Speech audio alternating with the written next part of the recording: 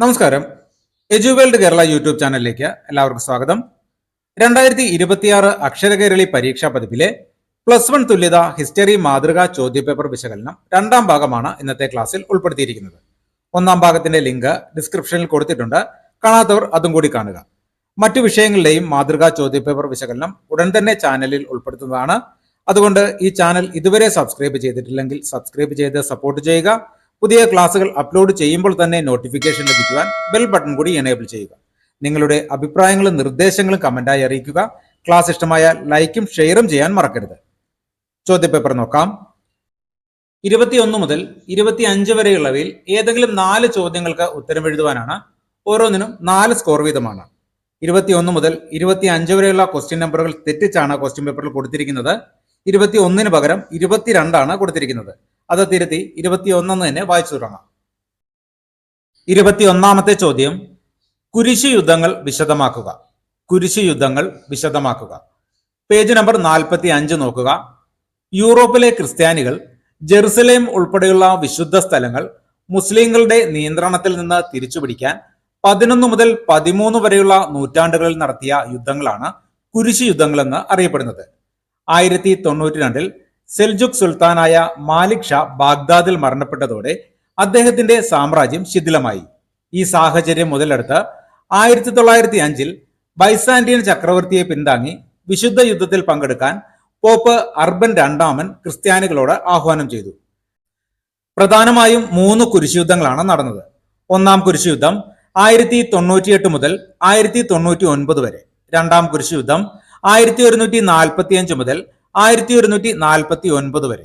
മൂന്നാം കുരിശുയുദ്ധം 1189. കുരിശുയുദ്ധത്തിന്റെ ഫലമായി ക്രിസ്ത്യൻ മുസ്ലിം ബന്ധങ്ങളിൽ അകൽച്ചയുണ്ടായി. ഇസ്ലാമിക രാഷ്ട്രങ്ങൾ ക്രിസ്ത്യാനികളായ തങ്ങളുടെ പ്രജകളോട് കർക്കശ മനോഭാവം വെച്ചുപുലർത്തി. കിഴക്കും പടിഞ്ഞാറും തമ്മിലുള്ള വാണിജ്യ ബന്ധത്തിൽ ഇറ്റാലിയൻ കച്ചവട സമൂഹത്തിന്റെ സ്വാധീനം വർദ്ധിച്ചു. 22ാമത്തെ ചോദ്യം, മതനവീകരണ പ്രസ്ഥാനം എന്നാൽ എന്ത് വ്യക്തമാക്കുക. മതനവീകരണ പ്രസ്ഥാനം എന്നാൽ എന്ത് വ്യക്തമാക്കുക. നവോത്ഥാനം എന്ന 6ാമത്തെ ചാപ്റ്ററുമായി ബന്ധപ്പെട്ട ചോദ്യമാണ്.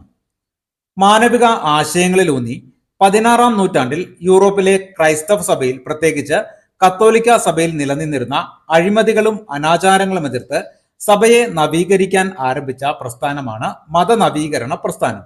ഈ പ്രസ്ഥാനത്തിന് നേതൃത്വം നൽകിയത് മാർട്ടിൻ ലൂതർ ആയിരുന്നു.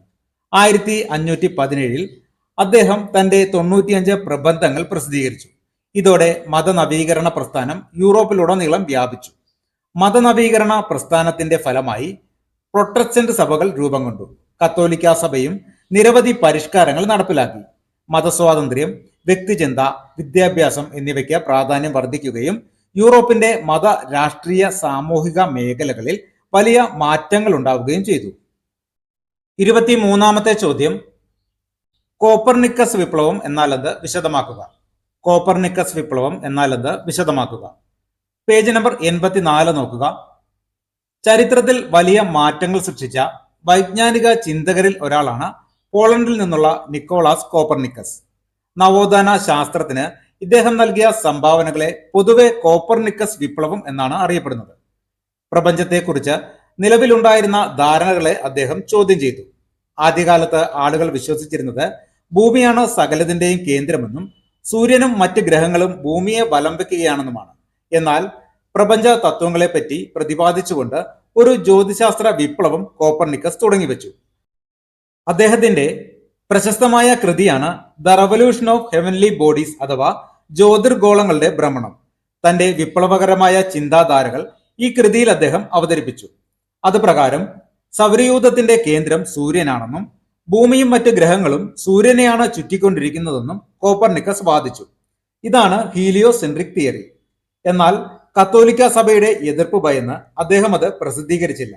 പിന്നീട് വന്ന ഗലീലിയോ, കെപ്ലർ തുടങ്ങിയ ശാസ്ത്രജ്ഞർ ഈ സിദ്ധാന്തത്തെ തെളിയിക്കുകയും വികസിപ്പിക്കുകയും ചെയ്തു. അങ്ങനെ കോപ്പർനിക്കസിന്റെ ചിന്തകൾ വലിയൊരു വിജ്ഞാന വിപ്ലവമായി മാറി. 24ാമത്തെ ചോദ്യം, ഇൻകാ സംസ്കാരത്തെക്കുറിച്ച് ലഘുവിവരണം എഴുതുക. ഇൻകാ സംസ്കാരത്തെക്കുറിച്ച് ലഘുവിവരണം എഴുതുക.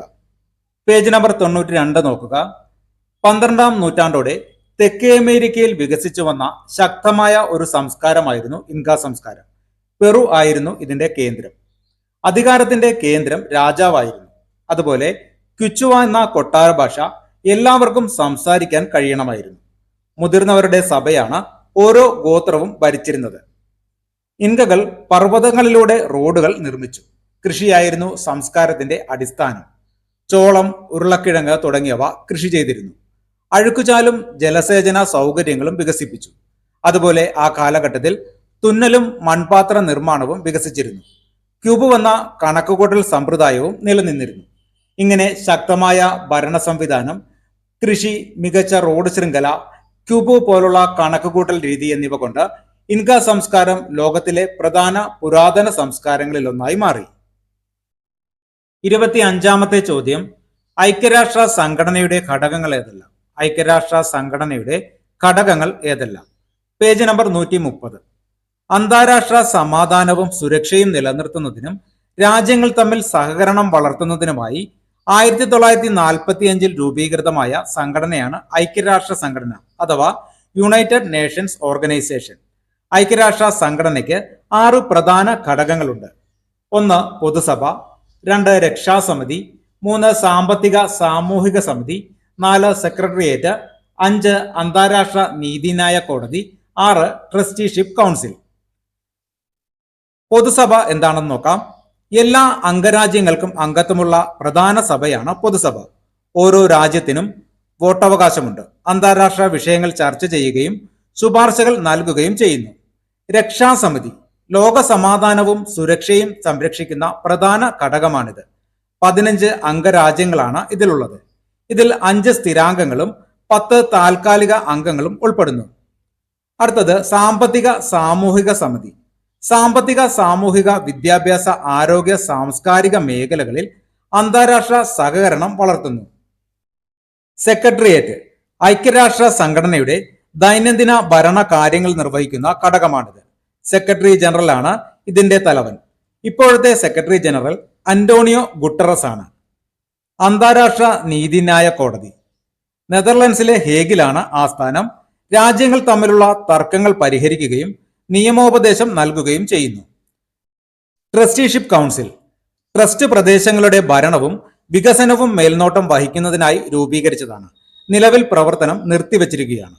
ഈ 6 ഘടകങ്ങളിലൂടെ ഐക്യരാഷ്ട്ര സംഘടന ലോക സമാധാനം, സുരക്ഷ, വികസനം, അന്താരാഷ്ട്ര സഹകരണം എന്നിവ ഉറപ്പാക്കാൻ പ്രവർത്തിക്കുന്നു. അടുത്തത് 26 മുതൽ 28 വരെയുള്ളവയിൽ ഏതെങ്കിലും 3 ചോദ്യങ്ങൾക്ക് ഉത്തരമെഴുതുവാനാണ്. ഓരോന്നിനും 5 സ്കോർ വീതമാണ്. 26ാമത്തെ ചോദ്യം, ആസ്ട്രലോപിത്തേക്കസും ഹോമോയും തമ്മിലുള്ള വ്യത്യാസങ്ങൾ ഏതെല്ലാം? ആസ്ട്രലോപിത്തേക്കസും ഹോമോയും തമ്മിലുള്ള വ്യത്യാസങ്ങൾ ഏതെല്ലാം? പേജ് നമ്പർ 11 നോക്കുക. മനുഷ്യ പരിണാമത്തിന്റെ ചരിത്രത്തിൽ ആസ്ട്രലോപിത്തേക്കസും ഹോമോയും പ്രധാനപ്പെട്ട 2 ഘട്ടങ്ങളാണ്. ശരീരഘടന, തലച്ചോറിന്റെ വികാസം, ജീവിത രീതി, ഉപകരണങ്ങളുടെ ഉപയോഗം എന്നിവയിൽ ഇവർ തമ്മിൽ ശ്രദ്ധേയമായ വ്യത്യാസങ്ങൾ കാണപ്പെട്ടു. ആ വ്യത്യാസങ്ങൾ എന്തൊക്കെയാണെന്ന് നോക്കാം. ആസ്ട്രലോപിത്തക്കേസ് ഏകദേശം 5.6 ദശലക്ഷം വർഷങ്ങൾക്ക് മുൻപാണ് ഉത്ഭവിച്ചത്. അവർക്ക് ചെറിയ തലച്ചോറും ഉന്തിയ താടിയും വലിയ പല്ലുകളുമായിരുന്നു. ഇവരുടെ ജീവിതം താരതമ്യേന ലളിതമായിരുന്നു എന്നാണ് കരുതപ്പെടുന്നത്. അടുത്ത വിഭാഗമായ ഹോമോ 2.5 ദശലക്ഷം വർഷങ്ങൾക്ക് മുൻപാണ് ഉത്ഭവിച്ചത്. വലിയ തലച്ചോറും ചുരുങ്ങിയ താടിയും ചെറിയ പല്ലുകളുമായിരുന്നു. തലച്ചോറിന്റെ വികാസം കാരണം ഹോമോയ്ക്ക് കൂടുതൽ ബുദ്ധിശക്തിയും ചിന്താശേഷിയും ഉണ്ടായിരുന്നു. അതിനാൽ അവർ ഉപകരണങ്ങൾ നിർമ്മിക്കുകയും ഉപയോഗിക്കുകയും ചെയ്തു. വേട്ടയാടൽ, ഭക്ഷണം ശേഖരിക്കൽ, മറ്റ് ദൈനംദിന പ്രവർത്തനങ്ങൾ എന്നിവ കൂടുതൽ കാര്യക്ഷമമായി നിർവഹിക്കാനും അവർക്ക് കഴിഞ്ഞതായി കരുതപ്പെടുന്നു. ആസ്ട്രലോപിത്തക്കേസും ഹോമോയും മനുഷ്യ പരിണാമത്തിലെ പ്രധാന ഘട്ടങ്ങളാണെങ്കിലും വലിയ തലച്ചോർ, ചുരുങ്ങിയ താടി, ചെറിയ പല്ലുകൾ, മെച്ചപ്പെട്ട ഉപകരണങ്ങളുടെ ഉപയോഗം, കൂടുതൽ വികസിതമായ ജീവിത രീതി എന്നിവ കാരണം ഹോമോ ആസ്ട്രലോപിത്തക്കേസിനേക്കാൾ കൂടുതൽ വികാസം പ്രാപിച്ച മനുഷ്യവർഗമായി മാറി. അതിനാൽ ആസ്ട്രലോപിത്തക്കേസിൽ നിന്ന് ഹോമോയിലേക്കുള്ള മാറ്റം മനുഷ്യ പരിണാമത്തിലെ സുപ്രധാനമായ പുരോഗതിയെ സൂചിപ്പിക്കുന്നു.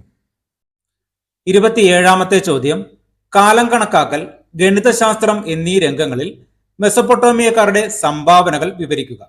കാലം കണക്കാക്കൽ, ഗണിതശാസ്ത്രം എന്നീ രംഗങ്ങളിൽ മെസൊപ്പൊട്ടേമിയക്കാരുടെ സംഭാവനകൾ വിവരിക്കുക.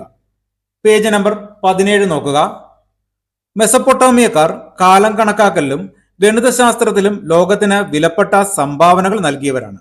അവരുടെ കണ്ടെത്തലുകൾ പിന്നീട് വന്ന പല നാഗരിക സംസ്കാരങ്ങളുടെയും ശാസ്ത്ര വികാസത്തിന് അടിത്തറയായി. കാലം കണക്കാക്കുന്നതിൽ മെസപ്പൊട്ടോമിയക്കാർ ചന്ദ്രന്റെ ഭ്രമണത്തെ അടിസ്ഥാനമാക്കി ചാന്ദ്രമാസം രൂപപ്പെടുത്തി. അവർ ഒരു വർഷത്തെ 12 മാസങ്ങളായും ഒരു മാസത്തെ 4 ആഴ്ചകളായും ഒരു ദിവസത്തെ 24 മണിക്കൂറായും ഒരു മണിക്കൂറിനെ 60 മിനിറ്റായും ഒരു മിനിറ്റിനെ 60 സെക്കൻഡായും വിഭജിച്ചു. വർഷം, മാസം, ദിവസം എന്നിവയെ അടിസ്ഥാനമാക്കി അവർ കലണ്ടർ സംവിധാനം വികസിപ്പിച്ചു. ഇന്ന് ലോകമെമ്പാടും ഉപയോഗിക്കുന്ന കാലം കണക്കാക്കൽ രീതിക്ക് ഇതാണ് അടിസ്ഥാനം. ഗണിതശാസ്ത്ര രംഗത്തും മെസപ്പൊട്ടോമിയക്കാർ വലിയ പുരോഗതി കൈവരിച്ചു. ഗുണനം, ഹരണം, വർഗമൂലം, ക്ഷേത്രഗണിതം, കൂട്ടുപലിശ എന്നിവയിൽ അവർ പ്രാവീണ്യം നേടി. ഈ അറിവുകൾ വ്യാപാരം, നികുതി കണക്കാക്കൽ, നിർമ്മാണ പ്രവർത്തനങ്ങൾ, ജ്യോതിശാസ്ത്രം എന്നിവയിൽ ഫലപ്രദമായി പ്രയോഗിച്ചു. കാലം കണക്കാക്കലിലും ഗണിതശാസ്ത്രത്തിലും മെസപ്പൊട്ടോമിയക്കാർ നൽകിയ സംഭാവനകൾ മനുഷ്യ ചരിത്രത്തിലെ സുപ്രധാന നേട്ടങ്ങളാണ്. ഇന്ന് ലോകം പിന്തുടരുന്ന കാലം കണക്കാക്കൽ രീതികൾക്കും ഗണിതശാസ്ത്രത്തിലെ നിരവധി ആശയങ്ങൾക്കും അവരുടെ കണ്ടെത്തലുകളാണ് അടിത്തറ. 28ാമത്തെ ചോദ്യം, റോമാ സാമ്രാജ്യത്തിലെ സാമൂഹ്യ വിഭാഗങ്ങളെക്കുറിച്ച് വിവരിക്കുക. റോമാ സാമ്രാജ്യത്തിലെ സാമൂഹ്യ വിഭാഗങ്ങളെക്കുറിച്ച് വിവരിക്കുക.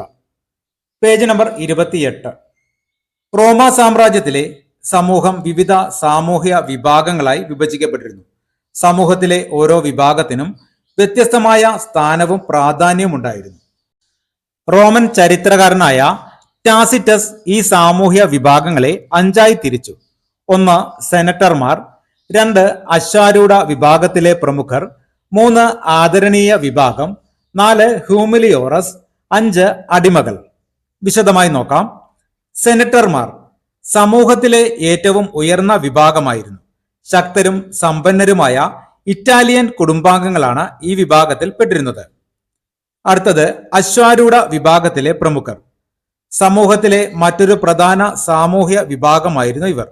സമൂഹത്തിൽ ഉയർന്ന സ്ഥാനവും സ്വാധീനം നേടിയിരുന്ന ഭൂ ഉടമകളായിരുന്നു ഇവർ. ആദരണീയ വിഭാഗത്തിൽ മധ്യവർഗക്കാർ, ഉദ്യോഗസ്ഥർ, വ്യാപാരികൾ എന്നിവരാണ് ഉൾപ്പെട്ടിരുന്നത്.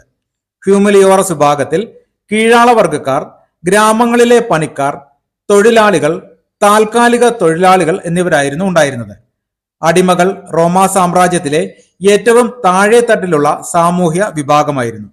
ഇങ്ങനെ സെനറ്റർമാർ, അശ്വാരൂഢ വിഭാഗത്തിലെ പ്രമുഖർ, ആദരണീയ വിഭാഗം, ഹ്യൂമിലിയോറസ്, അടിമകൾ എന്നീ വിവിധ സാമൂഹ്യ വിഭാഗങ്ങൾ ചേർന്നതാണ് റോമാ സാമ്രാജ്യത്തിലെ സാമൂഹിക ഘടന. ഈ ക്ലാസ് ഇവിടെ പൂർണ്ണമാവുകയാണ്. മറ്റു വിഷയങ്ങളിലെ പ്രധാന ചോദ്യോത്തരങ്ങളും അക്ഷരകൈരളി മാതൃകാ ചോദ്യപേപ്പറും ഉടൻ തന്നെ ചാനലിൽ ഉൾപ്പെടുത്തുന്നതാണ്. അതുകൊണ്ട് ഈ ചാനൽ ഇതുവരെ സബ്സ്ക്രൈബ് ചെയ്തിട്ടില്ലെങ്കിൽ സബ്സ്ക്രൈബ് ചെയ്ത് സപ്പോർട്ട് ചെയ്യുക. പുതിയ ക്ലാസുകളുടെ നോട്ടിഫിക്കേഷൻ ലഭിക്കുവാൻ ബെൽ ബട്ടൺ കൂടി എനേബിൾ ചെയ്യുക.